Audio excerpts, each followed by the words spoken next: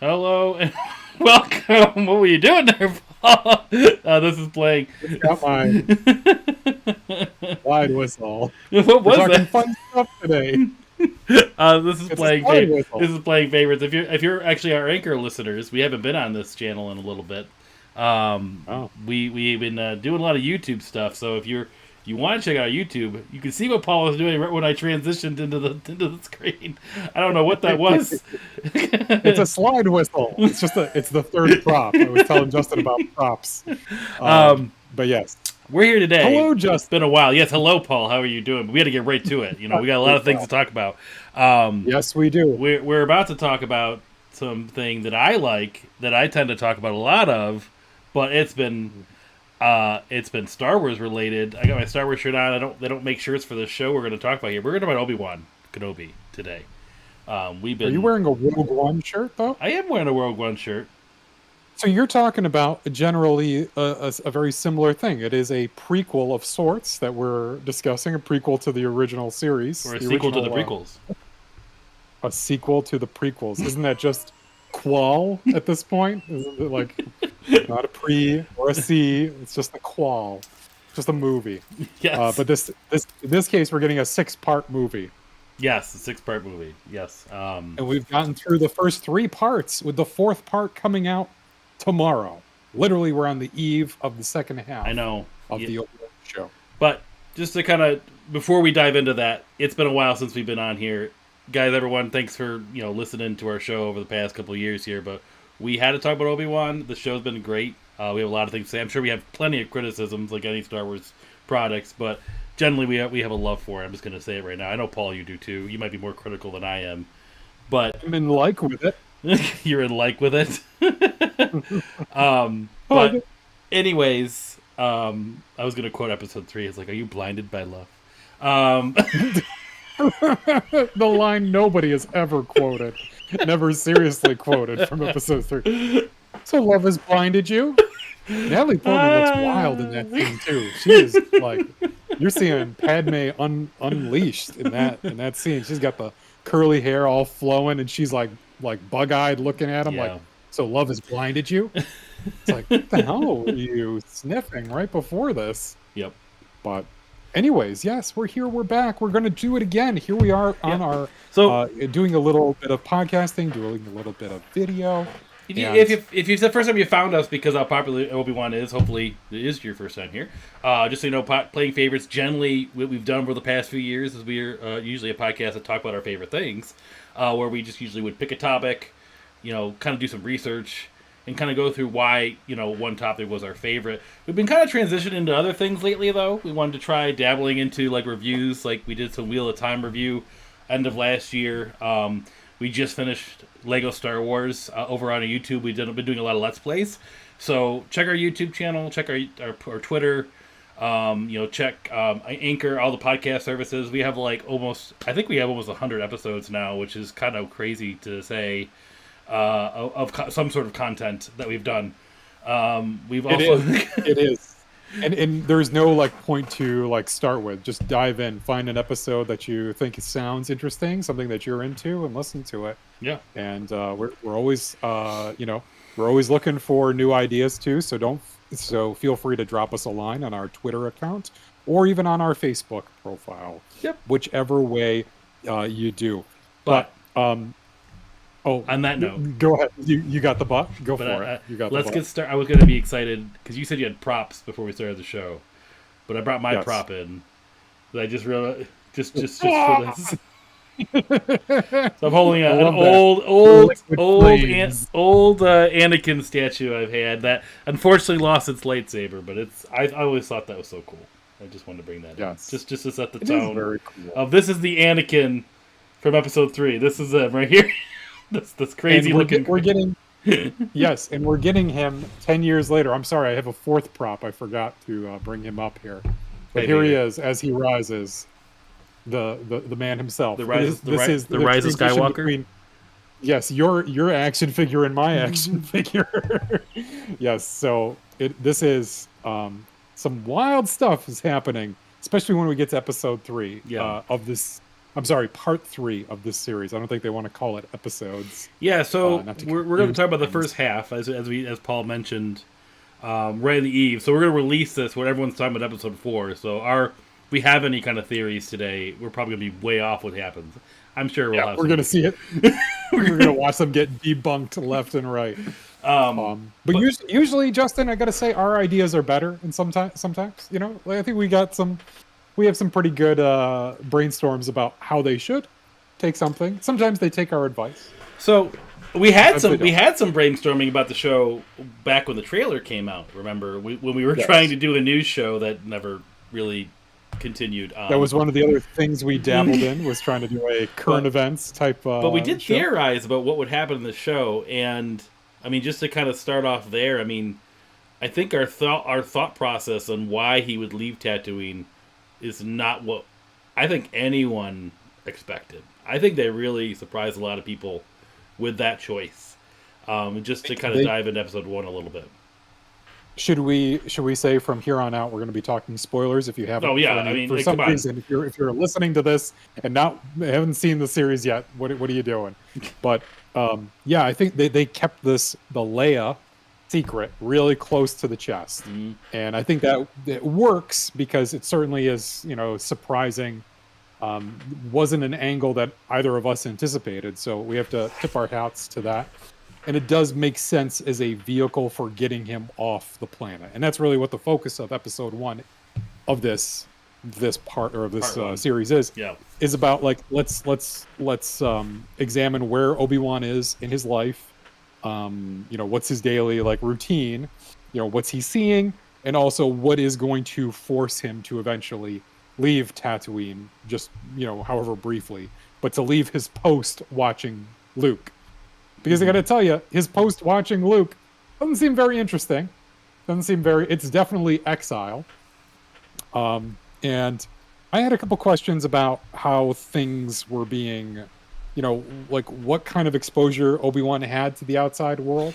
Yeah, so I've questioned that a little bit too. It's like, and I think we've talked about this off mic, and before, just to speak on Obi-Wan, because I think we don't have to go through this plot point by plot point, but so we leave Obi-Wan, obviously, who have defeated Anakin, but really lost at the same time, getting you get that little recap video at the beginning, which honestly, that was great. That was great. I want to just to set the tone. It's like I've never been obviously I love the prequels more than most people. I kind of look past all the flaws and just enjoy it for what it is, and I always have. I could say there's some horrible things about it, but I've loved it. But if that doesn't make you like the prequels, they did a really good job making you oh wow, there's a lot of cool things that happened in the prequels in that recap video. Yes, they managed to distill it down in 5 minutes with really good music and really and tying the plot points together that I think in George Lucas's original outline were probably the most important plot lines, and then trimmed away everything else that got in the way. And it was just let's focus on, Anakin and Obi-Wan's relationship, who Anakin is, who Obi-Wan is, and how this kind of tragically went wrong, how they got to where they got. And seeing I really want to I wanted to ask you if we could talk a little bit about their last, encounter on Mustafar at the end of episode 3, because that's really kind of the starting point of this series, is that last, the last I don't know, week or so of, Obi-Wan before he goes into exile, the last couple days, because he goes to confront not just his friend, but his apprentice, this kid that he's known since he was 8 years old. And he's basically watching nine. His own failure manifest itself. There's a reason why they focus on certain lines from episode 3, you were the chosen one, all that, but you were my brother, I loved you. I loved you. We what's it? You were supposed to destroy the Sith, not join them. You were supposed to bring balance. All this harkening back to these lines, it makes sense, because when we find Obi-Wan, he is a broken person, really. In a lot of ways, he's He's dealing with the trauma of the past, of that last confrontation, watching someone who he loved, like family, basically burn alive, and who he had to defeat. But I think it's important to focus on that moment of his defeat, the high ground. Everybody makes the memes, everybody loves the high ground. But why does the high ground work, Justin? It's not because, Anakin's like, oh crap, he's higher than me. Like, how am I going to defeat this? It's Obi-Wan playing on Anakin's pride, right? It's Obi-Wan feeding into his ego and his pride and saying, clearly you can't do this. And he's the guy who's been told he could do anything because of his amazing abilities and powers. And that's everything Palpatine has said in his ear is like, you're the most amazing Jedi. You're the best. Yeah, and then you see that arrogance, obviously. I mean, that's, it's kind of, it's not hard to and Obi-Wan knows it. Yeah. I wonder because we see their first confrontation in the third episode. I wonder if that is going to come into play again for their second confrontation, because there's going to be another confrontation. We know. No, we knew before the series. That's all it is. Shut up, you. Stop it. Don't treat these people bad who are listening. No. There's a second confrontation. We were told before this even. Yes, they meant there would be two confrontations. Was it in the Vanity Fair spread that they did where they said there's going to be two fights between them? Yeah, and the first one it was been rumored for a while. But go before we get to the episode 3. I want to just kind of go back to Obi-Wan's life. So we had him set the tone. It's like I guess I don't know what I would have thought Obi-Wan's life on Tatooine would have been. I guess I just assumed he just kind of just watched Luke and just chilled out and just meditated on the Force and talking to Obi-Wan maybe. I guess not Qui-Gon, to Qui-Gon a little bit. It's I didn't obviously I pictured him being a meat packer or whatever that is. He's working he's working in the Crate Dragon meat factory, which is awesome. First of all, I love his job, and I love how he takes a little sliver every day to bring back to his that's pack great. Animal. As far as directing, in the kind of visuals, cues, the repetition of his life, showing that as much as they did, without really bogging down the episode either. You're just getting that same shot, but it was somehow satisfying watching him do the same motions with the knife and cut the thing. It just was visually, it worked to kind of represent his life in such a little small action. But it's man, he does this every day. And I look at it like penance almost, he's paying for his crime, and this is kind of his hard labor in a sense, being isolated, being alone. He's not listening to the galactic news. He doesn't have a radio or a subscription to the HoloNet or whatever it is that they use. It's because the way that we find Obi-Wan is really he has the same amount of knowledge as he had at the end of Revenge of the Sith, in that he's got this training that he's going to try to do to commune with Qui-Gon, and he's going into exile. He's going to watch over the boy. That's his charge. Yoda gave him his marching orders, and so he's really pushed out everything else. But the man's got to eat. Brother's got to eat here, so he's going and working for a meatpacking factory, doing this just menial work. But it works because it's out of sight. He's with just day laborers, just people coming, doing a job. I love how they show payment. I love the little things about that meat factory. I loved watching his knife work, and I loved when he punches out. It's you get your there's your pay for the day. But go back to him not checking the news for 10 years. I initially when I watched it, I had made the comments how come he doesn't know who Darth Vader is? He's the most. I was just gonna say it's it's the most known entity in the universe right now. Everyone knows him. It's you're telling me you're that. I mean, it's been 10 years. I mean, everyone seems to know. To who though? To who? Out in the outer rim at this meatpacking factory, watching his little routine. It's not surprising that someone wouldn't be hey, Obi-Wan, with the Jawa, his Jawa friend wouldn't be hey, Obi-Wan, did you hear about this Darth Vader guy? They knew who the random bartender that you see at the beginning, he knew what Inquisitors were. It's like He knew what Inquisitors were. He'd never seen one before, but he had an idea. Like, here comes imposing black ship. Here come these pale ass people, weird looking guys in black armor with stormtroopers. I think it's pretty.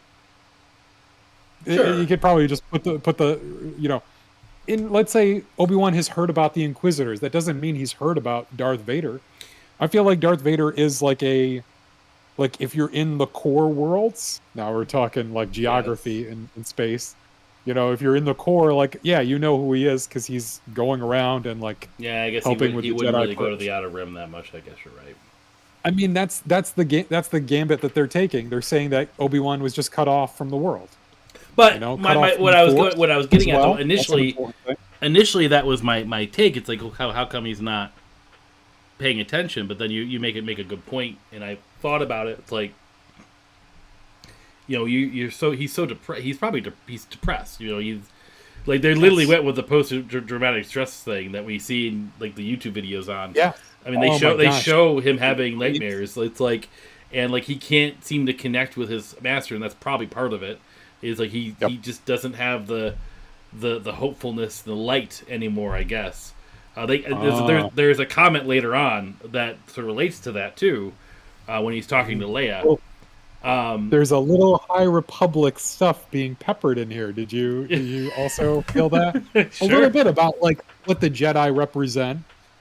Stuff that we didn't get in the prequels so much, but yeah, a little bit about like what is a Jedi's purpose and why they're like the Inquisitor in the very beginning of the series talking to the bartender. By the way, I love that scene, but I really just love it. And I think we've said this before when we talked about it together. The Grand Inquisitor walking in and saying, "You know who we are." I just love his voice. Yeah. Like, you're taking a lot of risk just walking into a bar and just going, "You know who we are," and he does. Inquisitors. But there's something about the PTSD. He's having these dreams. Also, by the way, I love that in his dreams he's seeing Anakin in the Naboo fighter, blowing up the Trade Federation ship. Like, they focus on, makes even those fun moments from the prequels, like Episode 1 and 2, seem like sinister. Mm-hmm. And I kind of like that because this kid has been bred. War and battle have been bred into this kid since he became an apprentice when he was taken on. And he's already angry to start off with being a slave. I mean, they don't even. I feel like they didn't really push that idea as much, but like he's such a well raised slave. Like Watto, he was a good slave master. I have to say, like he gave him a house. Clean up the shelves and you can go home after that. Whoopee! But it's like he's like gave him a house, but he's like, I sold him to the Klieg Lars. I hear he feed her and married her. I'm like, whoa! He what now? Okay. But anyways, it's amazing. It's amazing that Anakin did not just cold-blooded killed Watto right there. Like, he did what? He bought my mother and then married her? Like, yeah, I would be understandably upset. I guess I don't quite. You would think, that Obi-Wan. I mean, granted, yeah, he cuts himself off of the Force. So okay, so that could be the explanation why he can't feel Anakin either, right? Or maybe which is not unprecedented. Maybe Darth Vader just has a different feeling too, so he doesn't really quite understand it or know it, or it's different to him. He's not familiar with it. So I'll take that right there. Sure, especially if after 10 years have gone by, it might just be like this disgusting black cloud of anger and hatred. And he's so depressed and just so focused on his mission of Luke that maybe he just kind of decided not to pay attention to wherever Vader was or the rest of the universe. But why is Bail Organa not reaching out to him to check in? Like, I mean, come on, Bail. Like, come on. Like, give him a call once in a while. Like, that's the point. Like, how? Like, you're not supposed. Like, if you're. I think part of the point is to not communicate with each other when you're in exile. I know. But it's like, you think like Bail's like, hey, Obi-Wan, just so you know, Anakin is Darth. Well, maybe he doesn't know, but like Doesn't know that either, though. That's Yeah. the thing. Like a lot of people in the Republic Empire, a lot of people in the galaxy don't know who Vader is. that Anakin Skywalker is Darth Vader. They assume that Anakin Skywalker died. So there's as many the big, did. Here's the big question I have for you. Hmm. Why does Reva know? That is my big question as well, because come it she seems like she's privy to some knowledge. Maybe okay. Here's my first prediction for episode 4 of this, or part 4. We're gonna see Anakin killing younglings, and she's gonna be one of the younglings that, you know, like they kind of foreshadowed she was one of the younglings escaping during Order 66. She's gonna like run past a room and see Anakin Skywalker killing younglings and be like, "Oh shit!" Or Like, I'll add to that. I'm gonna add enhance we'll put your. it together I'm and gonna like enhance impress it. him. or something. Well, because I you don't think know. about it, there's the scene in episode 3 where Palpatine comes into the temple and he's like, "You've done well, Lord Vader. Like you've done great, Lord Vader." Maybe she sees that scene. Maybe. Could that mean an Ian McDermott? He said he's cameo? not in it, but he said maybe. I think there's a rumor that his voice is in it. So, yeah, just like James Earl Jones, he no commented when he was asked, but clearly his voice is used. But they were using like I just wanted to mention this briefly. They're using not like auto tune, but they're using this company An that AI thing. That like enhances. they like take all whatever the they do audio with from it. the original movies. That's why. So somebody put it together. I think I sent you the link on that. Yes, That's why that was right. his voice sounds different than Rogue One. It sounds more like original trilogy Vader, not Rogue One Vader. Yeah. Do you think that'll be like a special edition change, like George Lucas would make? They'll go back and they'll change the Darth Vader voice for Rogue One, I mean, or are people just trying to bury Rogue One and pretend like it never happened? Hey, Rogue One. I like Rogue One. It's my least favorite Disney one, but people think I got no problem with tons of people that think it's like their favorite Disney film, and I'm like, I don't know. Like, I like it. It's great. The last 40 minutes is awesome. Like, it's pretty cool. Like, I like that battle with Scarif, and they got you got the Hammerhead Corellian ship hitting the That was fun. The Star Destroyer. Yes. How they brought the old pilots from Episode 4 in there. I mean, that was all really cool. Like there's so much good stuff. It's just like takes a lot to get there, though. Sideburns. Takes a lot to get there. Yeah, to get those glorious as a rewatch. rebel the first sideburns. The first time you watch it, it's fine. Like I didn't mind it the first time I watched it, but when you rewatch it and rewatch it and rewatch it, yeah, the whole story with Mads Mikkelsen and Felicia, whatever her name, Felicia, what's her name? Felicity something? Felicity Jones? I don't know her name. Whoever played Jada.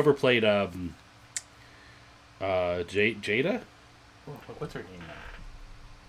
Oh, for the actual main character of the. Why do I not know her name? I feel she's on my shirt. Why don't I know this answer? Jaina. I had the actress right. Her name is Felicity Jones. Jin Urso. Well, I don't know where I got that from. Jin Urso. That's right. Jada. Who is Mads Mikkelsen in that movie? It's her dad. Really? He's the dad? Oh my gosh! Yeah, I did not even recognize him as her father in that. That's funny. Yeah, he my little Stardust. Yes. And you got Forrest Whitaker in there. Save the dream. Forrest Whitaker. Good Anyways, look, but yeah, you're right. Vader's voice. To answer, but you're asking about like Revo. How does? I mean, her character, she just seems like an ambitious inquisitor, which they all seem to kind of be. Like they're just a group of kind of crappy people to begin with. But the rest of them follow the rules for I guess. And she has like, I feel like she's privy to some knowledge, or Vader is using her. But here's my question to you: do you think she's going to survive the series? Yes or no? Right now, tell me. Does she live past episode 6? No, and she becomes good at the end. That's my theory. Oh, you think she changes? Yeah, I think she's. Sorry.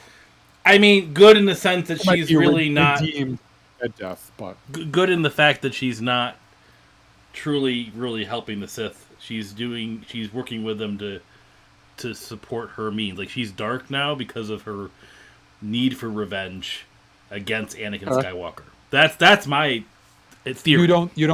You don't think that she's a no, I'm just going to float this by. I don't think this is a theory. Maybe it is. Somebody's had it.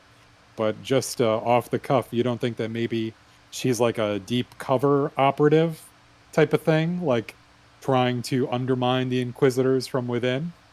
I think she has that kind of a storyline, yeah. But like, I think she's got to be the girl that was in the beginning of the first episode, right? And then our theory of her seeing maybe who Anakin is during that battle makes her get angry. Maybe on her her escape, she then somehow stumbles upon seeing that Inquisitors are a thing. Part of her thinks that, oh, maybe if I let them capture me, I can get close to Vader. You know, it might be something like a little bit similar to Fallen Order, where it's like not immediately in the temple, but later on, her and maybe some of the kids are caught, and instead of like maybe she tries to put up a fight, and Vader or whoever is like, you've got some fight in you, like we'll take you, you know, like, oh, you're a strong Force user, like we'll take you. Like, I wonder if Vader personally picks the Inquisitor and picks her, and that's where she gets like a little closer to him. But I don't know how she gets that knowledge.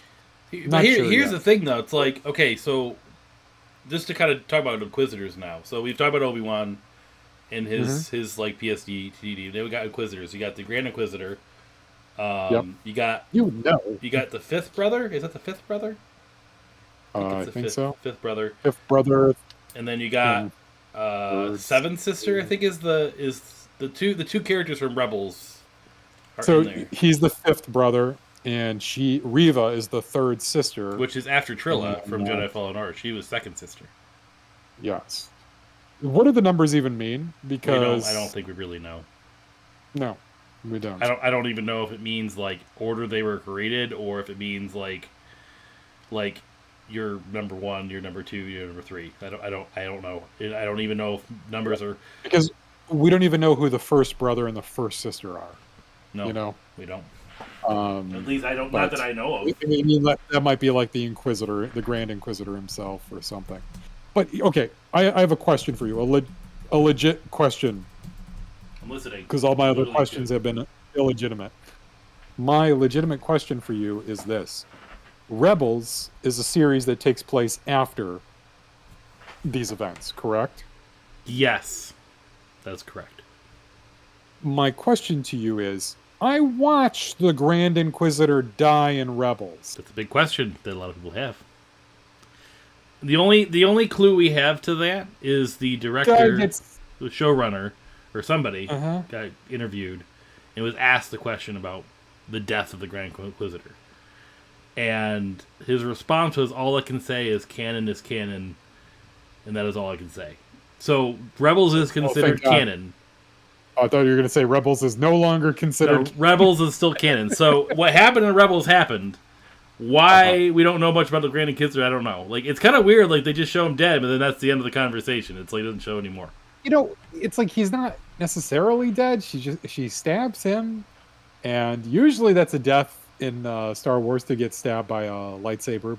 But I mean, he could just be chilling in a bacta tank somewhere. He looks like an alien, so maybe that's not where you can kill him. He doesn't have any vital organs there. Yeah. Is he like the Utapau? Utapawi? I don't know what kind of race they are. I don't remember that. I don't know. Yeah, I don't know. There's a lot of ways you can handle that. He's a clone. He's not dead. It's a different person that's the same race. Maybe he has a brother. That would be funny if it was a different person and the guy who replaces him looks exactly like the Rebels in Grand Inquisitor. Well, the thing is people, they're like, "Oh, you had such a big problem about the way he looks." I know. Well, guess what? It was wrong one. It wasn't the same one. That seems more likely now that I think about it. They're just going to surprise us with the actual Grand Inquisitor and be like, "That was my brother. You know who I am." Yeah, like I mean, You there know? is I think an episode of Rebels. I might be misquoting it, but I feel like it's more of a Vision episode where there is more than one of them, and it's like a Vision thing because he used to be like a Jedi. He used to be a Jedi guard of the temple. That was where he came from. That was his backstory. He was one of the guards at the temple, I and think. he was denied knowledge. I read all on his Wikipedia page about the Grand Inquisitor. He wanted to look in like the restricted section of the Harry Potter library, and they said no. Jocasta Nu told him no, no, no, and that's why he held a kind of a grudge and became Grand Inquisitor of. Okay. So really, the focus of this first episode, though, is that Leia, Princess Leia, who we are introduced to, played by this precocious 10-year-old, does a pretty good job. I was surprised by. I think more than a pretty good job. I don't think you can find a better Leia. I mean, really, It's hard to find a good 10-year-old actor. Period. I agree. I think she was a great 10-year-old actor. I think Yeah. she acts like a 10-year-old. She's acts like Leia. Has that kind of like, I mean, a leader kind of quality. I mean, like, obviously she's written well too. I feel like, but I don't know. I really like Leia a lot. If you ask me. Huh? She's maybe that's just how 10-year-olds are. No, I said she's a little overwritten. Like she just talks and talks and talks, and then runs away for the longest chase scene in the second episode. I was just like, the second time watching it, I just fast forwarded through the chase. I'm like, I don't need to see this. Like, there's nothing. Like once you see it once, it's like, okay, they're chasing. But she does a lot of running away. She's pretty good at climbing trees, and that as you saw at the very beginning of the episode, she's very like outdoorsy, kind of a tomboy, if you will. Which I think fits her character really well. That she's this kind of mix of like royalty and politics, but also, this kind of, this girl who kind of craves adventure and getting out and doing things for herself and not being prim and pretty all the time. Fits Leia really good. I think the talking a lot just kind of fits the Leia that we know from episode 4.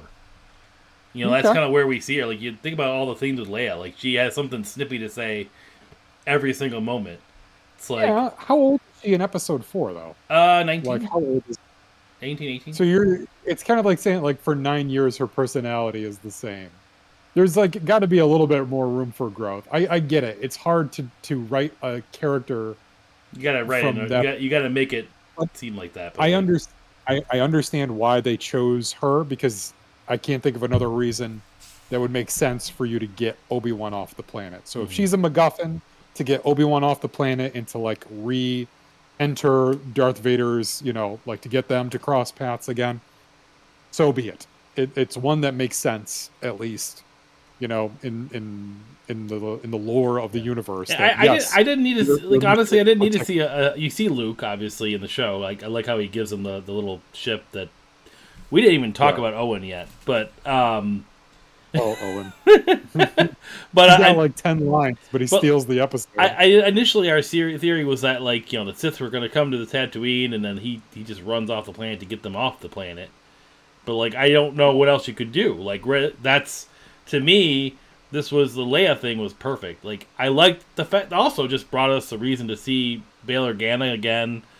We got a brief... I love Jimmy Smith. Yeah, yes. A brief cameo see-through. Not overused, though. I like how it wasn't like this big moment. Like, it was just like, just hey, he's over there. He is.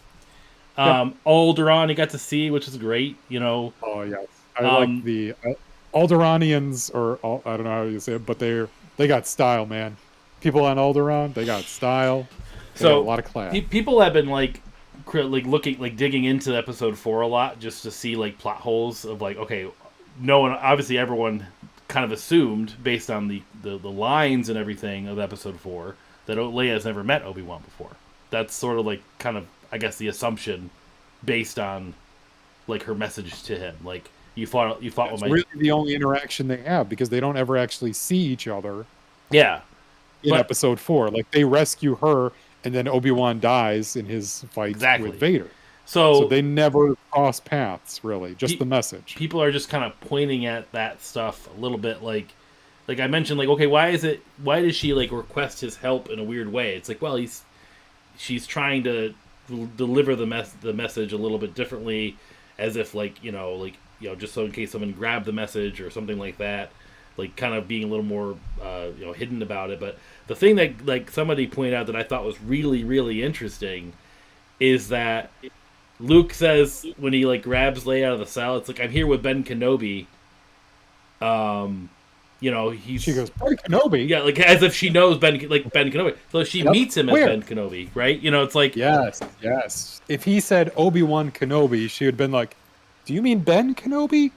Yeah. Like that. Yeah. I buy that. I buy that, like, she sent the message to... Like, she knows who he is. She knows that his name is Obi-Wan Kenobi. Because at a certain point, like, her father must have explained it to her.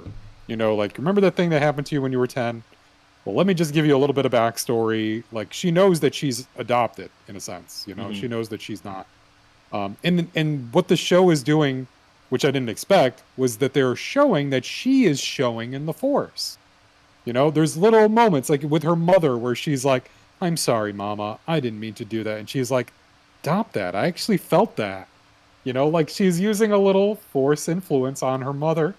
Like she's like little moments like that throughout these 3 episodes where she's sensing stuff, and it's like, I guess they never did it in the original trilogy, except for the one moment in Empire when she connects with Luke.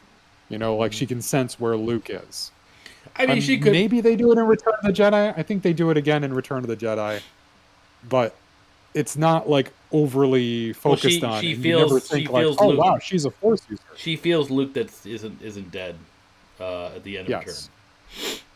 Yes. I mean, you could even say that she used the Force to kill Jabba. I mean, there's so many ways you could say that, right? It's like I mean, she does. Did you see the way that she swings the chain around his neck? Like, that's pretty amazing. Like, maybe just like a little, like, I want the chain to go this way. Got it. Yeah. Got him. Like, she was just really hoping that it would happen the way that she envisioned Leia was the Finn of the original trilogy. That's what else. But it actually went someplace, Hey, we haven't seen it in something. Oh, excuse me. She makes a lightsaber, apparently. Excuse me. But no, I did you notice, like, in the chase scene, though? You mentioned chase scenes. Like, so that's, like, some of the, like, kind of the downsides about the first episode, since we've been focusing on those, is, like, is the Leia chase scenes. Oh, excuse me. Sorry, audio listeners. I can't stop myself. Blessings upon you. Oh. But there's one where she's in the woods, and the really horrible, like, I don't know, these minions that Reva gets to kidnap her. Flee from the Red Hot Chili Peppers. Who are thwarted by branches. But there's a point where she's, like, running away, and they have this shot of Leia, like, kick sliding, like, under a branch. I'm like, what does she play baseball? Like, I don't understand. You don't know how many situations she's been in where she's had to slide under, like, the life of an Aldrenian princess. Aldrenian. That's must be all good. Alderani. Man, I gotta say that the conversation she has with Bail Organa, though, where he's like, telling, oh, it's wrong, but good job, like good dad talk. I like that. I like that. But then she does exactly what a 10-year-old would do and goes out and does it again. Yeah. Immediately. He's like, what did you expect? But no, like, in that conversation, though, it's kind of like there's this sort of like this kind of sad. It was meant to be like a happy thing. Like, one day you're gonna rule this planet, and I'm like, nope. It is bittersweet, and I love, like, seeing how like kind of advanced and how life is on Alderaan, because it makes its destruction even more potent. I think it's important because when Alderaan is destroyed in A New Hope, you're just like, oh wow, that thing can destroy a whole planet. And Obi-Wan, like, is like, oh, like, I just felt like millions of voices crying out in terror, and then we're suddenly silenced. Like, those are cool moments, but nobody really gives a crap about Alderaan after that. Like, it's just a show of force. And to our main characters, except for Leia, Which I'm kind of surprised. Maybe like that is something that could have been explored in the original trilogy a little bit more. Is her obvious distress at her home planet being destroyed and Yeah. everyone that she's And known? supposedly of She somebody takes that it remarkably in stride. in watching Ben Kenobi die, like that Yeah, supposedly she has a big relationship with. she's a lot tougher than we give her credit for. But I gotta tell you, instead, she's already the people have been considered pointing pretty this out. Instead, she gives Luke a blanket because Luke's all sad. tough. Oh, he's cold. He's cold. Space is cold. You know? No.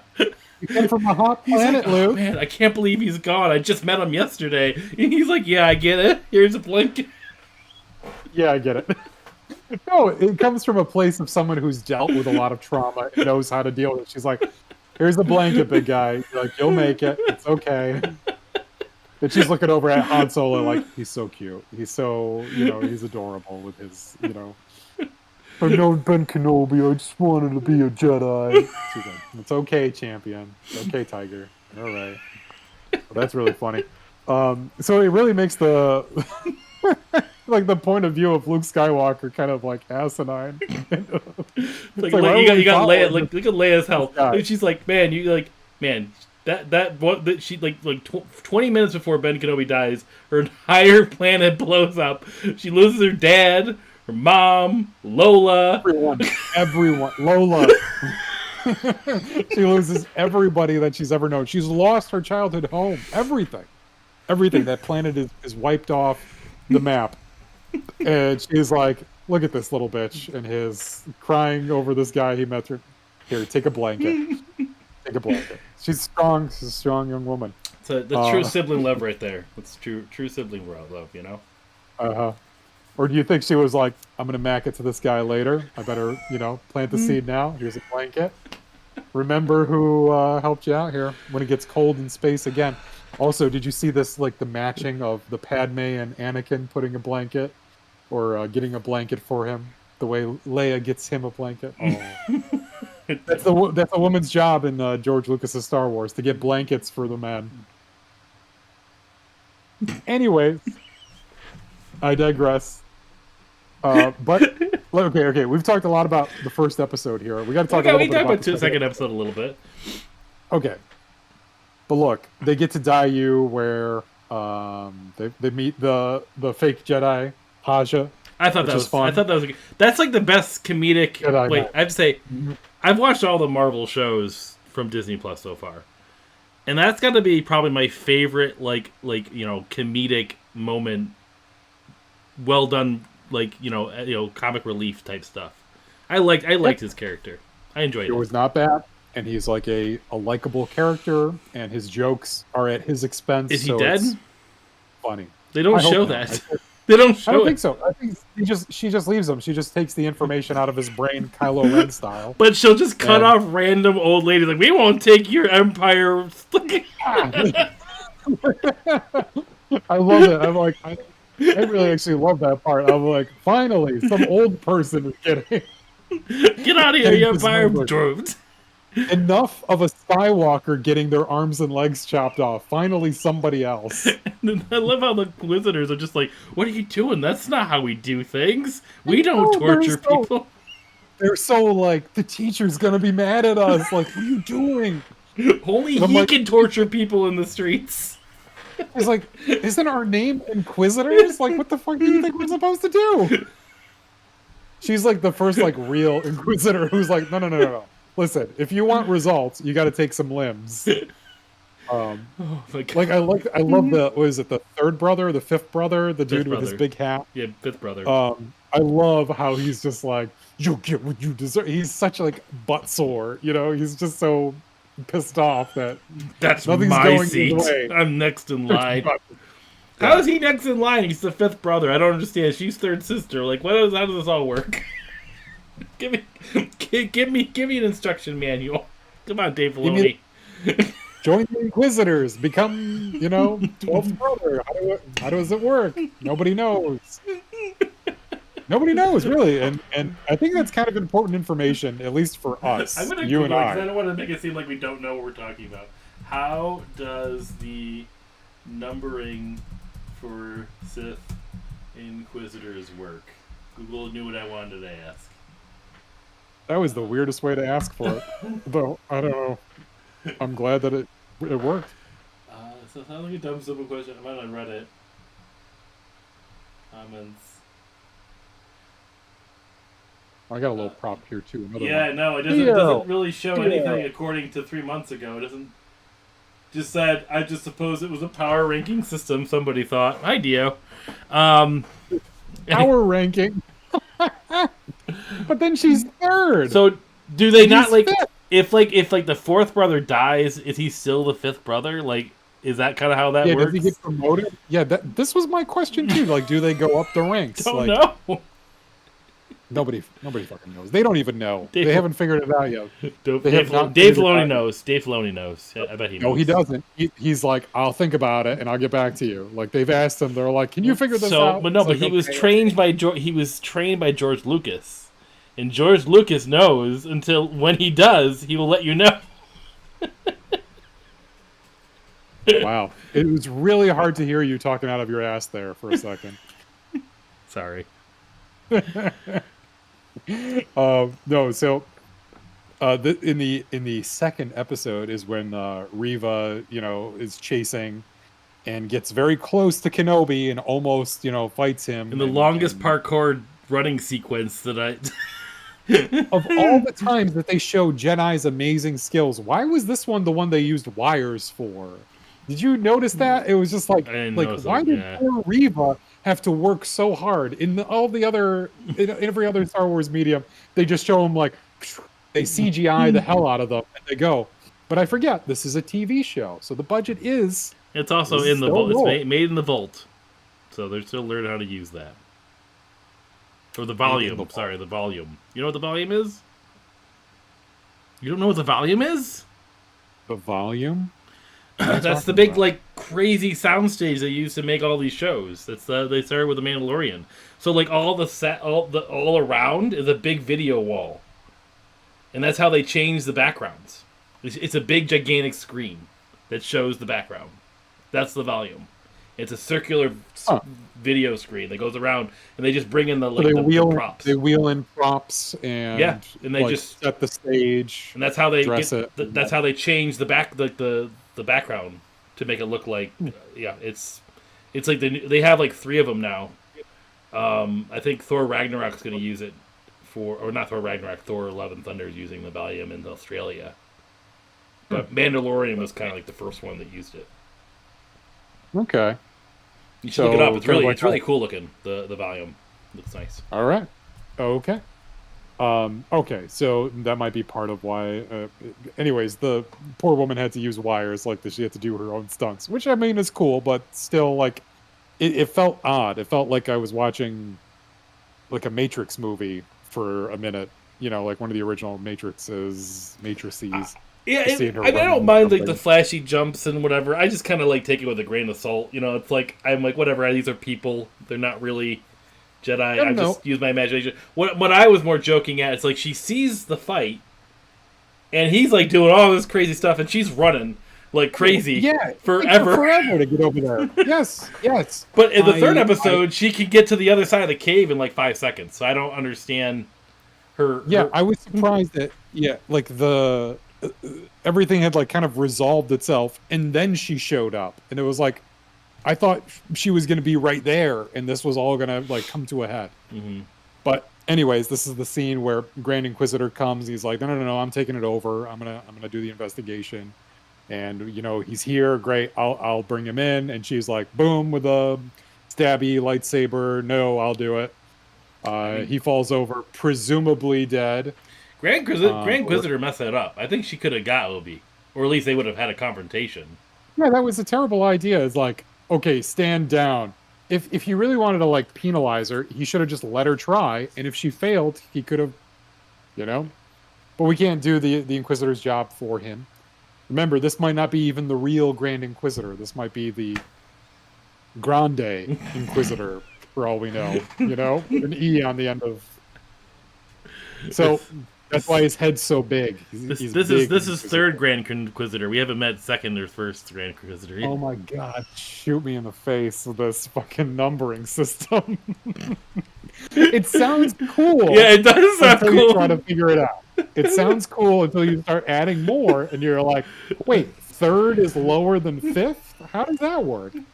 Power rankings. Give me a break. Well, no, that's not its guess. That's not officially what it is. I was just like, I can't find an answer. All right, so let's talk about the best part of episode 2 of part 2. In my opinion, is at the end after Reva tells him that Anakin Skywalker is alive, like and he's looking for you, Obi-Wan. He's looking for you, and you see the terror basically on Obi-Wan's face as he realizes that Anakin is still alive and Darth Vader is still alive. So when they get on the little cargo ship, him and Leia, and they're escaping, I really like it. He's like ignoring Leia, and he's like opens himself up to the Force, maybe like really for the first time in a while, and like searches and says like Anakin, and then immediately you get loud bang, and Vader's eyes opening in the back of the tank. I love that. I was just like, that's exactly what I would always hope. The minute that Darth Vader realized that Obi-Wan was still alive, it would be that. It would be like, like, alert! Like in Metal Gear, since you're, such a fan of the series now. When you get the exclamation point above their heads, like that, like, yeah. Attention. No, that was awesome. I was glad to see, like, more faceless Vader, I guess. Like, we'll get more of that in episode 3, but, like, I just go with episode 2. Like, I thought it was interesting with Obi-Wan, like, interacting with people. Like, he gets the random spice bomb that he uses against the bad guys. Like it's like that was actually Ewan McGregor's daughter too. Who played that. Street girl who gives him the dealer. And then I did like the fact that he was trying his best not to use the Force. Like, he was so pushing himself not to use it. But then obviously, I wondered if he was not using the Force to not draw attention to himself. Yeah, I think that's why he says that. Okay, but I also thought that maybe like doing so would also, bring bad memories as well. I don't know. No, I think it was draw attention. Like, people are hunting Jedi, so it's like you can't use the Force. So, how does he expect to commune with Qui-Gon if he can't use the Force? That was what I was like. You're trying to do this, but you're doing it. Well, he's just kind of wrong. Hoping Qui-Gon will do the work, I guess. Yes, the guy who's dead would do the work. But yes, he's still alive in the Force. Maybe that's the surprise thing. Maybe it's Qui-Gon. Maybe Qui-Gon is alive still. We find that out. Oh, that would be great. Yeah, he's like living with a family. He's got like 6 kids. We're gonna get Liam Neeson's voice or something. Like, it's gotta happen, right?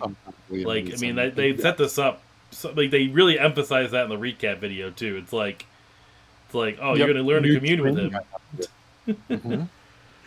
Yeah, no, I'm excited to see in whatever way that they include Liam Neeson. Finally, maybe his character will have some, some more depth. We'll learn a little bit more about Qui-Gon and Obi-Wan together. Maybe I don't know. I'm hopeful for that, but I doubt that it'll be too much. It'll be a little bit. It'll just be a little bit, Justin, because that's what they like to do to us nowadays.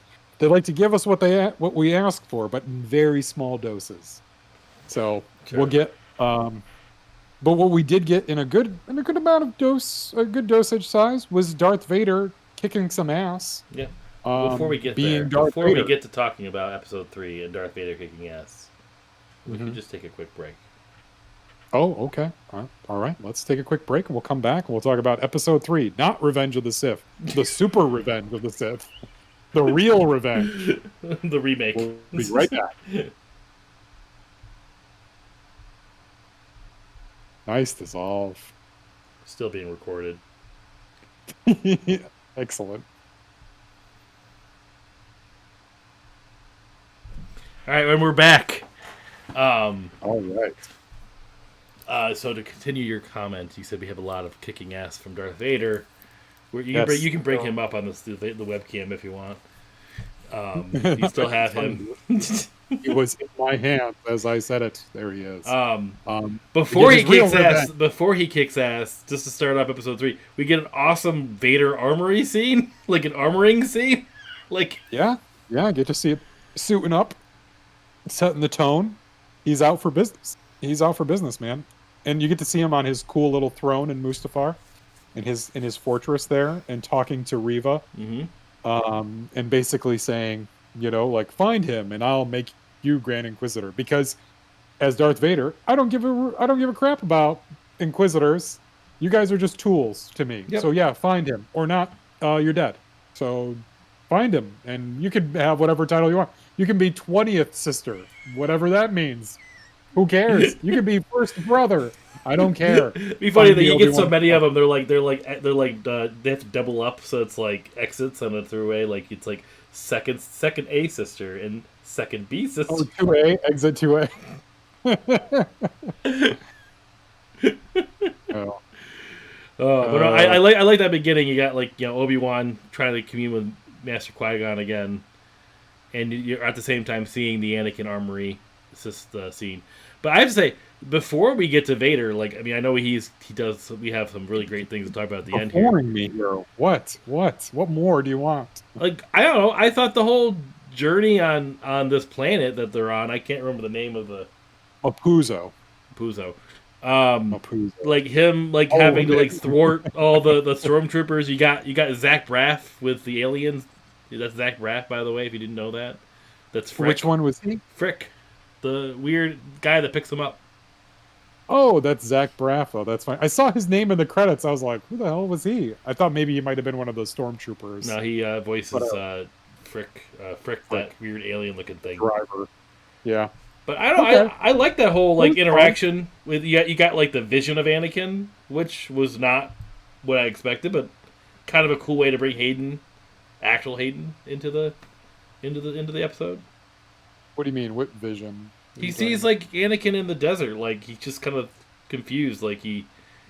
Oh, is that Anakin? Yeah, that's Anakin just standing in the desert and disappears all of a sudden. I didn't know who that was. Yeah, I Anakin. thought that it's definitely Hayden. That's Hayden. That's Hayden Christensen. Oh, really? Are you saying definitely? Yeah. Well, I mean, I thought it might have been a young Qui-Gon Jinn. I thought it might have been a younger version of himself. No. Like I thought that they made it purposely kind of vague to just plant this idea, like Obi-Wan is seeing someone. No, I thought it might have been like a Qui-Gon kind of reference. No, that's definitely definitely Anakin, as Obi-Wan remembered him, because you got to think he supposedly doesn't know what Darth Vader looks like. So okay, they just cloaked him. I don't know why I put the hood up though. I don't know why. Yeah, okay. If that was meant to be Anakin, I feel like that was poorly conveyed. I don't know. Oh, I thought Did it. We both zoom in. No, I that's what everyone has said that I've seen online, and that's what me and Amber initially had said when we first saw it. Oh, you guys are all weirdos. You just don't know Anakin. Definitely. Skywalker. Obviously, I do. Yeah, I don't know him. I couldn't pick him out of a crowd. Big Canadian ass. Let's see if we can find a picture. We'll put it on the screen for review. Yeah, you put it out. You put it up there. Now I'm going to talk about Darth Vader because finally you stop butting me and beforing me. But no, I wanted to talk about the whole Leia interaction and like talk about her mother and all that stuff. But you can talk about Vader. That's fine. It's all inconsequential because we really just care about what's happening between these two. It's an Obi-Wan story, and it's an that's what you think.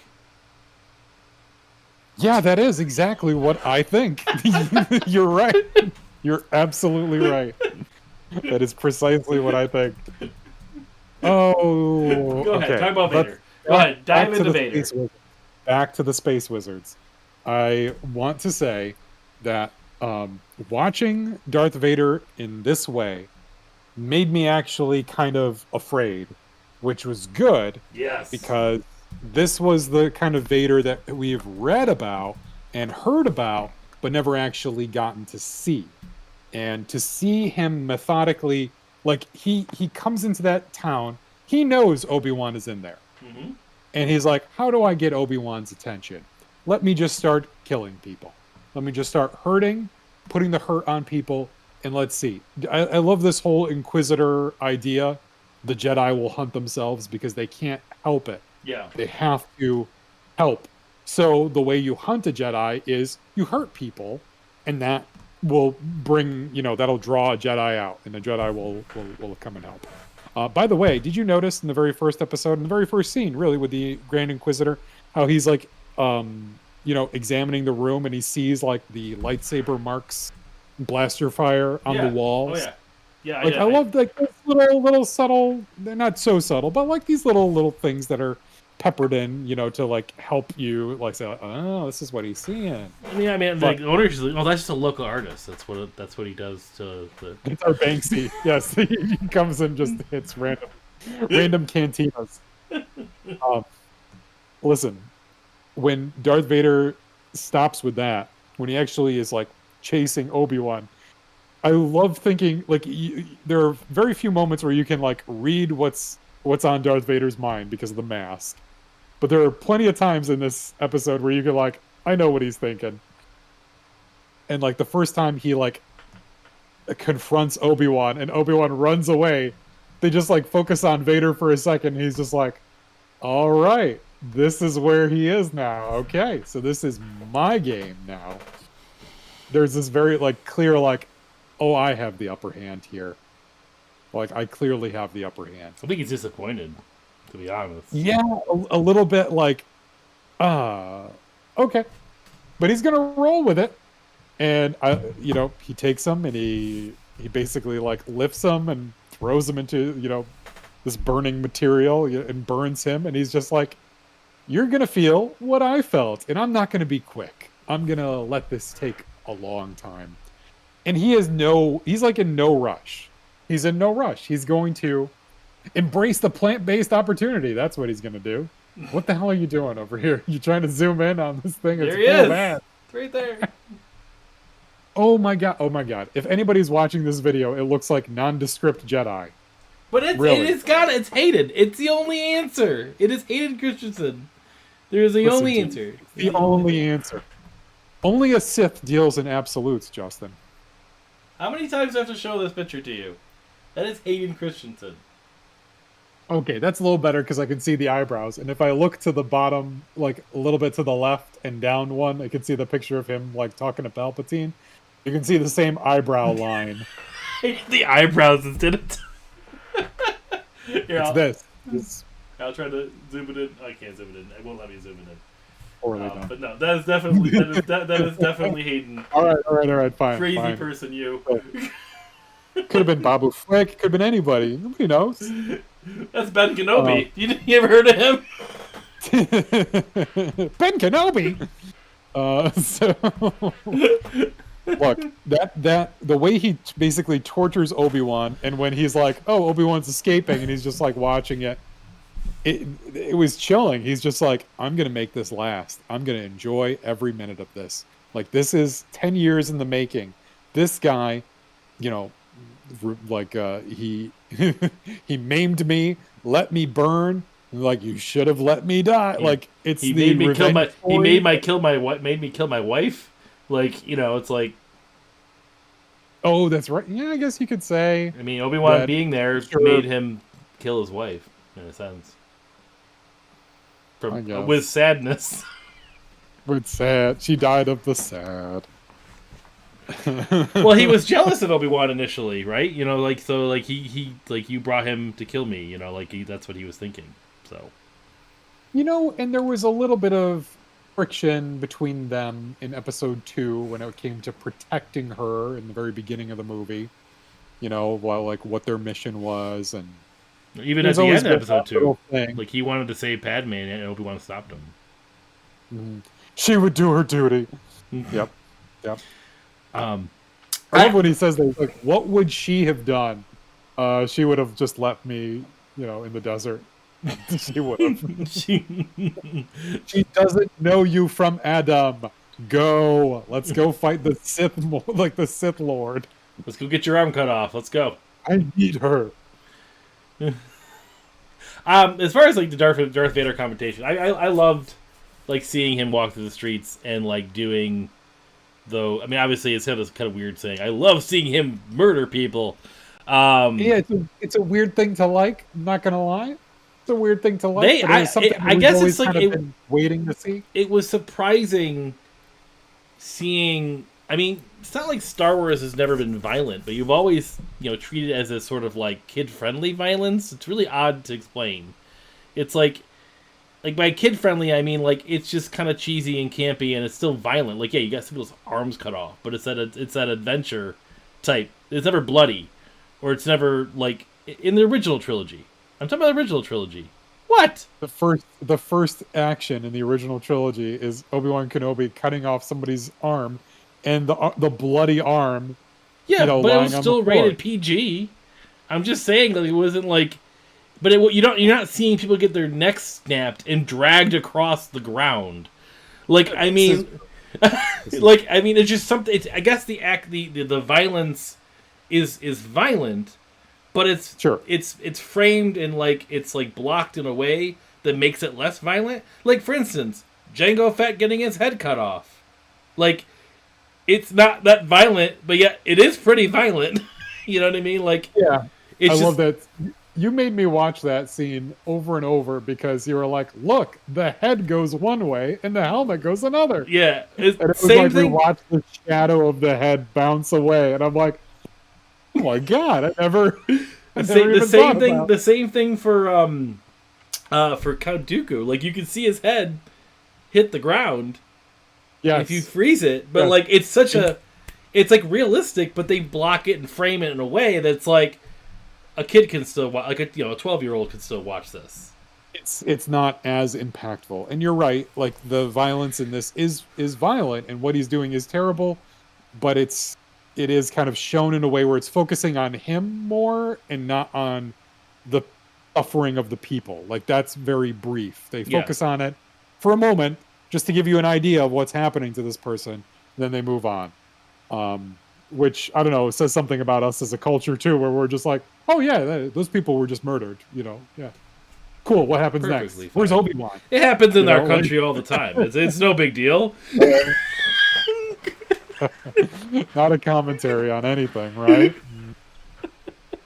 Anyways, I'm sorry. I got Anyway. horrible things happening in the United States. No, I'm gonna die of the sad, Justin. Anyways, I did like that. There is a part of me just to be a little more critical, which rarely I am with Star Wars. Please do. I got the slide whistle ready. Go for it. No. And I've heard this on some other podcasts too. It's like there's something about Vader in modern day cinema that he doesn't look as like his like costume doesn't look quite right. I don't know if it's just better cameras that just like showcase it looking weird. But like I feel like I don't know what it is, but just something's off with Vader in these newer versions of him. Even in Rogue One, I thought he looked kind of odd. A little bit. It does look a little odd. They still haven't figured out the cape thing. The cape thing has been like a that's one part of it, and also the cinematography of the original trilogy. I think has a lot to do with it too, because when he's on screen in the original trilogy, he takes up like most of the screen. Anytime he's on, he's never small. He's never like he's framed. Really, like very very rarely do you see him like in just like walking around, or doing some. He's always presented. It's always like very constructed the way that he looks, and it's imposing, and it's meant to be imposing. Plus, like I feel that. like Even when he's the sets they put him on make more sense for his costume. So you think about he's on like a white Hoth planet. He's on a white Carillion planet. You never see him walking around a forest. You don't ever really see him on a desert, which like walking around a forest with like a squirrel running by. Like, I mean, you don't like, but like him being on Mustafar is odd because like it just doesn't like the contrast and the visual looks weird. It looks like he's not like the lighting doesn't look right on his black cape, where on the white contrast of like the Carillion Corvette, it looks right. Like even a Death Star, which is very grays, and it's just like I think the palette behind him, right? Yeah. Right, and that I like what you were saying, like it has a lot to do with like the cinematography of the way that they shot those scenes and like kind of the not necessarily like rich colors, but like the contrast of him in those scenes. Even like the metallic gray of the Death Star, he's like part of it, but he's still like the way that he stands, especially like in Empire, you can't like see all his bells and whistles. He's just this black figure, and that's kind of like the point, is that he's this imposing darkness. It's like the more they give us of him, it's like the less we want. It's like, no, I'd rather there be a little bit of mystery. I'd rather there be a little bit, fuzziness and like not really sure how big he is or how he moves exactly. They try to do that with this like predator type attack that he was doing on Obi-Wan, right? He's like in the darkness and then he appears, and then in the darkness he appears. It's like, but the thing is like when he would show up in the light, it's like the first thing I would see was his belt, and so it's like, and I'm like, were those always on, those lights on the belt? And then I go back and look, and I'm like, yeah, I guess they were on. I just never noticed. It's like they should have like lit it a little differently so that maybe his helmet showed first, or like maybe the lightsaber was in front, so it lit up him differently. Like, I don't know, like I feel like they could have been a little bit different. Obi-Wan's angle though with his lightsaber was really cool. Like that was interesting. I love that. And like the terror of holding, a laser sword and trying to defend yourself in the dark. Who he hasn't used in 10 years. I mean, he hasn't used that lightsaber in 10 years. I want to know exactly how rusty he is, or is it like he needs to be like feeling the full force to just like, be back into, not be as rusty. He's not getting the light yet. He's not feeling the light. He's in the darkness right now. I mean, if he wasn't, I feel like Obi-Wan, it shows his character. I feel like he's touched the dark side a little bit when he fought Darth Maul. Like, it shows that, like, even referenced that before, where he kind of like let his anger and like of revenge get to him a little bit. They write that, I think, in the novels and stuff, because Qui-Gon just died. So like he's watched somebody he's loved, who he refused to like commit to in Clone Wars, die. I mean, like, he has seen a lot of horrible things. Like, I mean, but I think he's just a broken man. But he still doesn't let the dark get to him. Maybe that's why he shut him off from the Force, because he's afraid that the dark side will consume him. Sure. I mean, the dark side comes not just when you're feeling like anger or, hatred. It comes when you're feeling doubt and, fear. And fear, and these kinds of things are what motivate, Force users towards the darkness, or at least to turn away from the light. So, he's really kind of like on this knife's edge between, wanting to hide and protect Luke, but at the same time, like, if it came to it, I wonder how much of the Force he would use if he was, like the situation with Leia falling is like, I have to use it now. Like, I have tried not to, but there's nothing else I can do. Mm-hmm. Like, even for a moment when she's like hanging on, he's like, hold on. And he's like, I'm trying to get to you. And any Jedi would have just been like lift you up right away, like seen you in danger, like, okay, I'll stop it. Yeah. But he's like, how can I, as Obi-Wan or as Ben, the person, help you?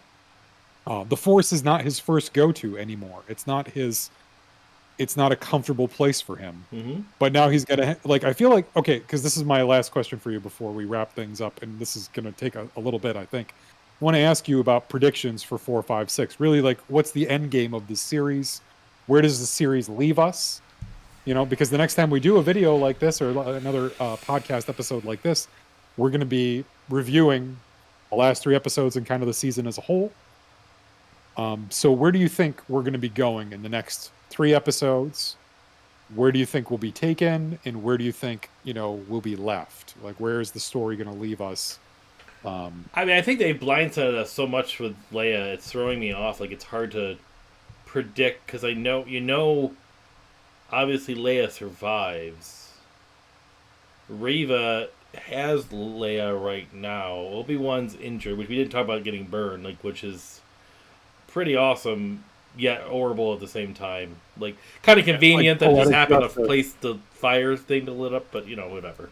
I love how he, like, it's funny, it's not funny, but I mean, like, it's amazing how he's like, he's fighting him for a minute, he's fighting him with a lightsaber one-handed, and this is the Darth Vader at this time that can fight two-handed, and he's just like, okay. Well, that's how he fights Luke. That's how he fights Luke. And then he just like lifts him up with the Force. Yeah. And it is like, yep, okay, this is what I'm going to do now. Light this on fire and burn you for a little. And he's like, now you'll feel a little bit of how I felt. Yeah, so, like, just to touch on that, like, so to kind of go forward, so, like, I don't know what the show's trying to tell us here is because obviously we know Vader has always had good in him. Like he's Anakin's somehow trapped deep down in Vader's subconscious somehow, like almost multiple personalities, whatever you want to call it. I don't know what the right phrase to be, but like he's there somewhere that wants to get out of this hole that he's built himself. That's the whole story of Anakin. Eventually. Yeah, but I don't feel like I don't feel like I don't really buy that. I don't feel like he feels that now. I think once he learns that he has children is when Anakin Skywalker resurfaces really. Maybe. I mean, but I don't know. Like this just felt. You just hear me out for a second. I mean, like he like even at the end of episode 3, like if you just use the dialogue of the movies as my only information that I have, right? If you're using like Padme's phrase of "there's still good of him" right at the end of episode 3, there might be still good in Anakin. He it's just trapped there. He has no one to go to help him, to save him. Ahsoka's gone. If you kind of use that, the end of Clone, like he even sees that Ahsoka is technically, supposedly according to him, dead. At the end of the Clone Wars series, so he has no one to go to. He hasn't seen any of these people in 10 years himself. He's been just dealing with hunting Jedi, and he probably has no one to really no deep connections that he had throughout most of his Jedi life are all gone. And seeing Obi-Wan, wait. Like, go ahead.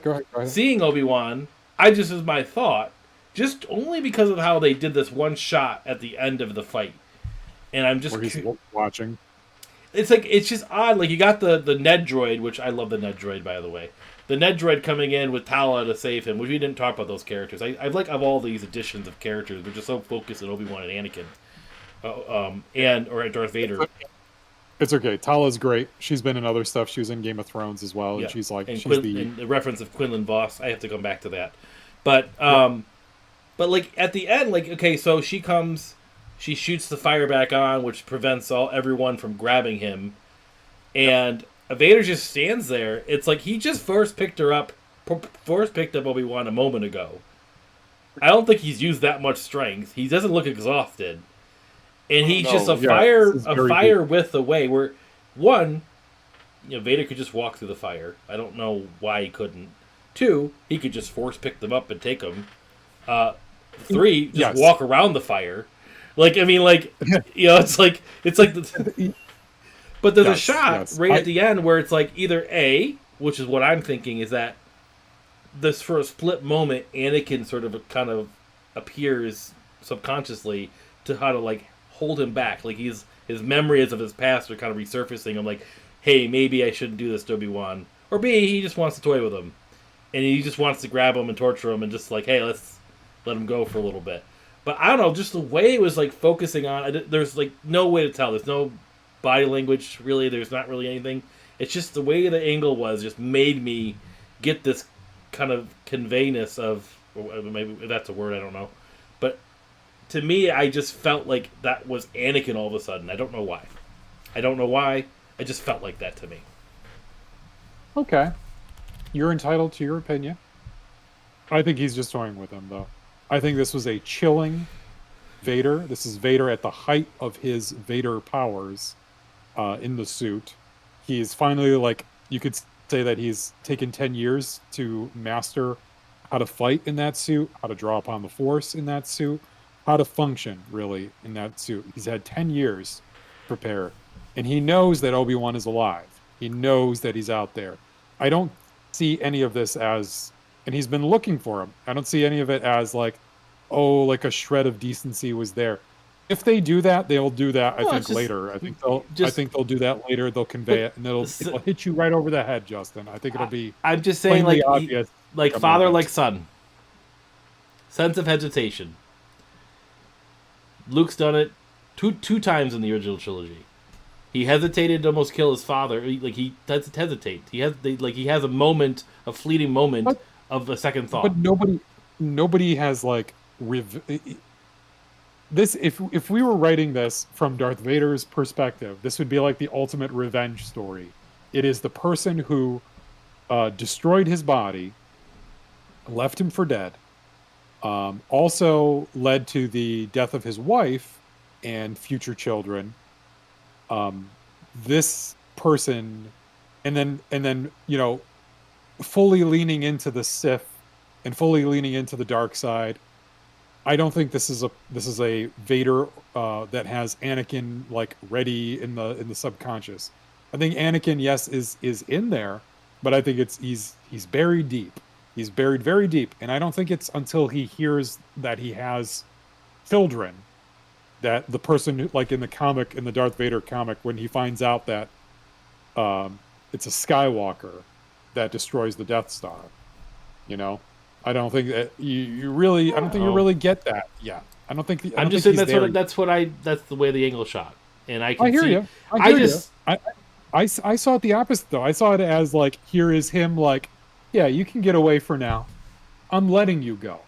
It's showing us like he sees Obi-Wan escaping and is not stopping. Right. That's what we're all seeing. Right. He sees Obi-Wan being rescued and is not intervening. Then the motivation for that intervention is what we're arguing over. But so what do you? Okay, because we're not going to obviously solve it here. But what do you think that means? Like, I guess then for the rest of the show, do you think? I mean, I don't even think it affects the rest of the show. I just think it's just it's like a piece of art that you could take it that way. Maybe it's if you got a book, a novelization, maybe the inner monologue of Vader would explain that, hey, you know what, I'm going to let him go. I'm going to let him like heal. But maybe that's like, kind of like he's being pulled both directions. It's like maybe he wants to toy with him, but then it's Anakin sort of like also affecting that ability of choice. It could be a little bit of both. It could be deep down he's saying to himself, I'm going to let him live because I'm going to really let him have it later. Or he's, like deep down, it's like, I really can't do this, but I want to. I don't know. But 10 years to regret his decisions too. Yeah, that's all I'm saying. Does he seem like a regretting type though? He wants to overthrow the Empire by the time he meets Luke. Like he doesn't want to. You're giving Darth Vader, I think, too much credit, because moments before he just murdered a dozen people, and I don't think that. I'm just saying, Anakin has this sort of like track record of like going from really good Jedi to really crazy Jedi. Like that happens. So like, he went from like I'm gonna stop a Sith Lord to I need him in like 2 seconds, and I will bow to your teachings now. Like I mean, he does. I pledge myself. Like really fast. You're probably right. I'm just saying. I'm just trying to think of it a different way of looking at it. I mean, I don't think this show's going to do that. I don't think it's going to showcase it. But why have Hayden there if you're not going to show a little Anakin? That's all. Well, I feel like there's going to be some kind of flashbacks that they're going to show. I think we're going to. If we do get flashback, it's got to be episode 4. Right? What? Episode? Oh, you think in the next episode we're going to have the flashbacks? Okay. No, I can see that happening. Okay, like I feel like that's been the buzz too, is that we're going to be getting something from the past. Imagine if we got de-aged Ewan McGregor and Hayden, like in their Clone Wars armor. Imagine that. Oh, that would be fun. Finally seeing what happened at Caden Nemodia, right? Like, remember that nest of Gundarks I got you out of, Master? Oh, yeah, that was. I think that's in the new. I think that's in the new novelization. They show that the Brotherhood. I want them to redo the cut scene from Clone Wars where they're sitting on the fire talking about stuff. I don't know if you've seen that. Oh yes, I do remember. Like it's like a pretty deep conversation between them. You think that they might like something like that? Not necessarily maybe the exact dialogue, but like maybe them just talking, him remembering a conversation between the two of them. Maybe they'll talk about Qui-Gon, and maybe that's the link. That's the reason why Qui-Gon isn't contacting Obi-Wan, is because Obi-Wan has cut himself off and isn't like confronting the thing that's there in front of him, like the thing that he's not being himself. He's not being himself. He needs to, if he's going to get through this, if he's going to learn whatever Qui-Gon's got to teach him, he's got to face it. He's got to face Vader one more time. I wanted to hint at, I was talking about earlier when he's talking to Leia in the beginning of this episode. which I liked the first half of this. Like with her, he's talking about he like messes up the name, and he's like he makes me think of my mother, and like I wish are you my real father? Like I love those That was moments. sad. That made me sad. That made me legit sad. And it's like he can't say anything too, and it's like, no, I'm not your father. I kind of wish I was, because your father. He's a pretty messed up person. He's a mass murderer. But yeah, all those little moments of like referencing Padme, I loved those things. Like showing Obi-Wan's like relation with Padme. You don't really see it too much in the movies. Like in the later half, it's like he sort of distanced himself. She's a politician. You shouldn't trust her. Like. Petitions. But like then you watch the Clone Wars like after, it's like, oh man, they're buddy, but what was Will it? you at least say hi to Padme for me? Leia like asked Obi-Wan, what's the Force like? And I thought his response was like really a great description of the Force that I've never heard before. Yes, probably the best live action one. I've read a lot of good descriptions of what the Force feels like, especially in the High Republic books. But yeah, no, this was. Yeah, no, I enjoyed it. What was the analogy he used? So it was when you're in the dark and you're afraid, the Force feels like. I mean, I'm paraphrasing. The Force feels like the light has been. That moment when you turn on the light. Yeah, which I don't think he's done. I mean, that's like the biggest thing. He's got the light off. Like I think that analogy kind of. He's unplugged the lamp. He's not. Yeah. He's got a. And that's really he's dimmed it. He's got the dimmer on. It's like a little low. Like, cost him a little bit more, but it's that moment where it's like off or dim. It's like it's right there. It's like and the light is kind of hissing. It's like it's working hard to just do a little bit of light. But listen, damn it, you made me forget what I was gonna say. I just remember like when you dim the light, that little hiss it made. No, this series, I feel like I came up with a good name for the subtitle for this. It should be Obi-Wan Kenobi, How Ben Got His Groove Back. Like this is what it's really about. So he's gonna be getting his groove back by the end of this. So I feel like that's where they're gonna end. We had this theory. We talked about it with the trailer when we did our little reaction to the trailer about him, trying to commune with the Force and learn how to become a Force ghost, or he does like the Force projection, and that's what ages him. Yeah, I forgot about that. So I wonder, but like I got to tell you, like they do a good job. They definitely aged him up a bit, and it's like the wear and tear of what's happened in his life has really like aged him. Yeah, I mean now he's been burned. I'm starting to see. Yep. How this is gonna turn into Sir Alec Guinness someday. No, I think they've done a good job. I mean, I wonder if they're gonna it's like again, you've always pictured Obi-Wan sort of hanging out in Tatooine all the time. Yep, but not doing anything. Could we at the end of the series think he's like, well, maybe I should go out about a little more often. Like maybe he's got a little more confidence and he lets Luke be by his own. Like, him staying there, obviously, is a danger. And maybe he goes on little journeys once in a while. He goes on vacation. It's like... Well, do you think they'll bring Darth Maul at the end of this? And they'll show what happens in Rebels? I don't know. No, they won't redo Rebels. I've heard someone say that, too. No, they won't. No, I think that scene is perfect way to finish off Maul. They did hint at maybe they could have another confrontation. There's rumors of a second season. Even though this wasn't supposed to have more than one season. But yeah, I mean it's rumors. It's doing so well. It's. But that doesn't mean that we need more of it. Really, like. I may be in the minority here, but I really remember a time when Star Wars was one movie with 2 sequels. And that was what we had, and they were awesome. They were really good. They still are. Yep, those are. But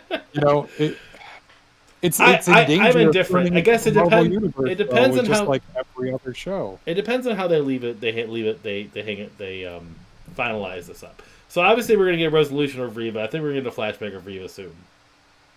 I Yes, think we're gonna and learn really, about it's her. We have to, like right? how she dies or what happens to her that she's not an Inquisitor by the Maybe end of we'll this. learn the Because numbering system because she's the third sister. Maybe we'll learn that in her. maybe, and she'll get redeemed somehow. That could be possible because it seems like Inquisitors, for the most part, are kind of like on this flimsy line of wanting to do evil, but also remember the pain, and remember what it was like before. I don't know. Trilla was a great Inquisitor because she was a very nuanced character, and I hope they give Riva the same treatment as they did for that video game character. You know? Mm. No, I agree. I love Trilla. I've been replaying Fallen Order. I think she's just a well fleshed out character too. Like I just her action, her acting and stuff in a video game was great. Tell me you got to the part where she does the Cal Kestis. Oh, I Like just fought walking. her. Is that what you're talking about? The first time? Well, the first like real time, not the quick time Not the event. time on Braca. Not Yeah, on like Braca. it's the first Okay. time you then she's I'm in the temple. Yep. Like That's I she's think when she does it. When yeah. she Oh yeah, Cal because like he's like, Kestis. how do you know who I am? That's right. I know everything about you, Padawan. Um, but yeah, I just I'm where it's gonna go. Like Reva's gotta have her. I mean, what she does with Leia is what's got the most interesting thing. I can't see her bringing Leia to Vader. Right? Is that gonna happen? Like, is Vader gonna have Leia?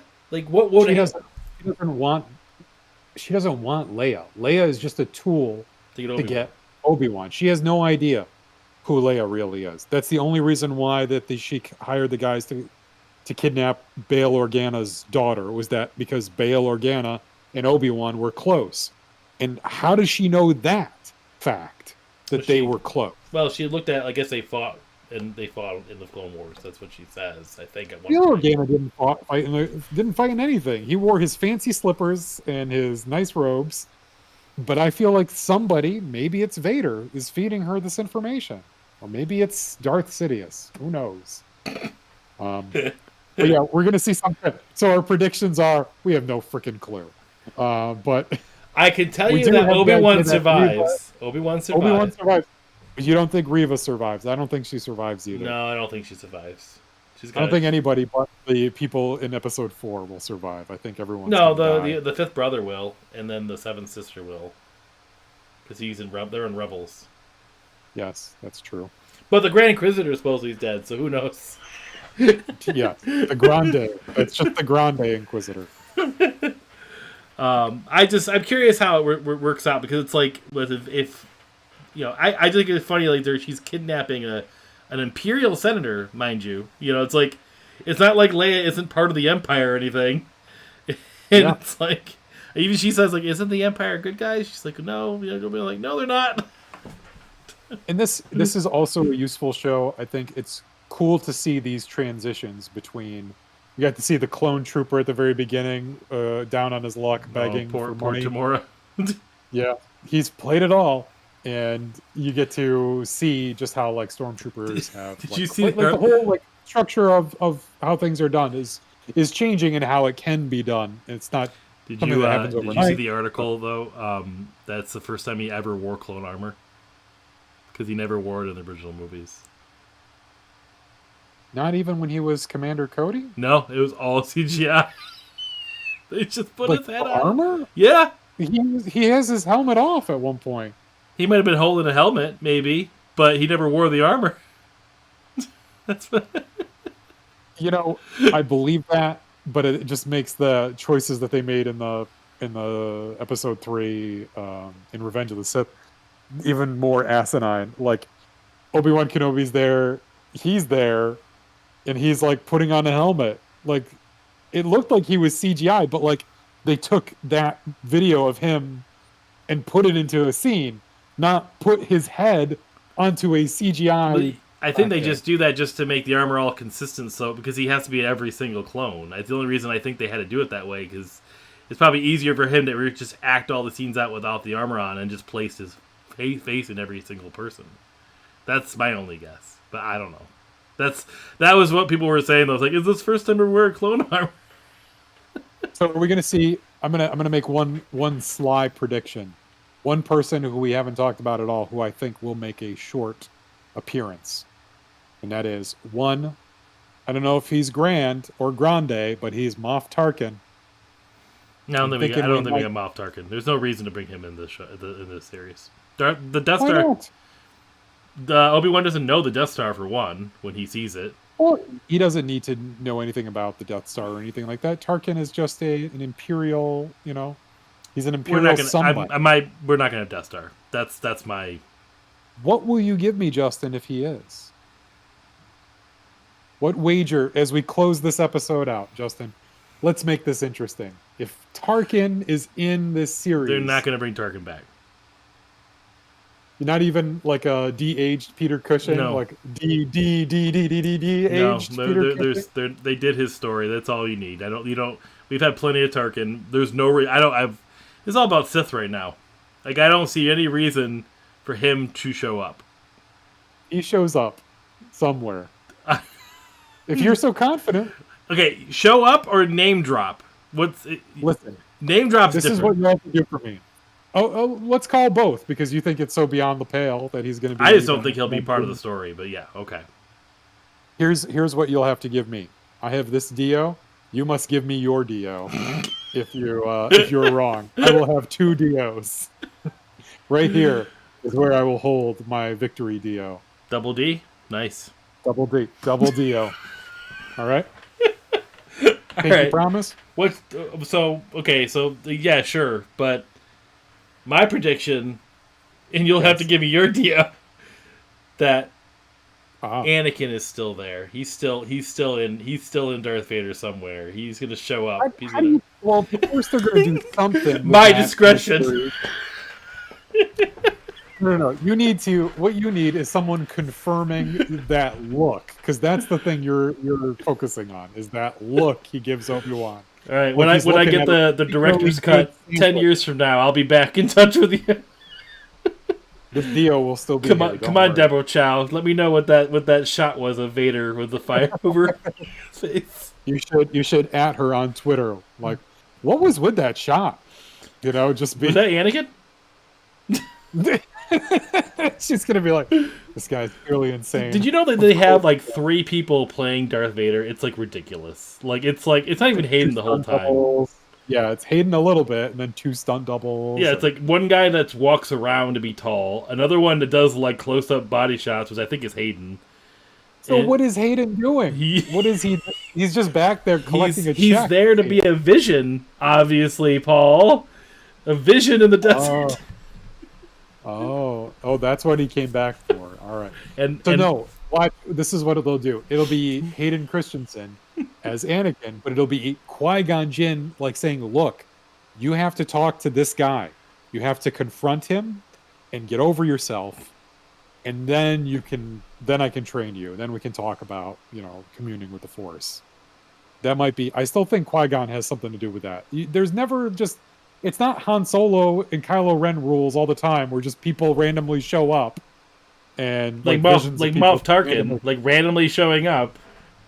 It's not random. It's not random. Just showing the Imperial hierarchy. That's gonna be Rebels. Random. We're gonna get that in Rebels again because he's in Rebels right now. That's where Moff Tarkin's story is right now. Okay. Okay. You say so. We'll see. I guess. Who has the 2 Dios in the end will be the real judge. Nothing will change. Neither of these things will happen. All right, Justin. I'm very excited to see what happens. And as we said, we're on the eve of the second half of this series. So I'm really hoping to see some flashbacks of some kind. I just want to see freaking Hayden Christensen do something, actually him. So maybe we'll get a flashback. He's just there for marketing. Really, that's it. That's all he's there. Really, I feel like Ewan called him up and be like, "Listen, would you come back? It's a real easy paycheck. Just come and do this. Everybody will love it. This is what every fan has been clamoring for." Just keep saying this is where the fun begins, and we're good. We're all good. Yep. You see the light dye in his eyes as he said it too. All right. Woo! I'm a fan. But. All right. Well, this has been fun to come back, do something a little different, do a podcast again. We'll do more soon. So let us know what you Yeah. think about Obi-Wan in the comments. Again, just like, subscribe, all that lovely stuff. If you like our episode, go check our other things. We talk about Star Wars a lot in our other shows that we've done because I am a huge Star Wars fan. Paul's a huge one too, but he's, I think you like it more than you think you do. I think you don't give yourself enough credit. But yeah, we have lots of Let's Plays we've done, all that stuff. Check our Twitter, Facebook. Like, subscribe, all that lovely jazz. Smash that bell. Say hi. Turn on notifications. Yeah. Yes, come and say hi sometime. Right. And then, of course, my name is Justin. And I'm Paul. That's Paul. This has been Playing Favorites. May the Force be with you. And also with you.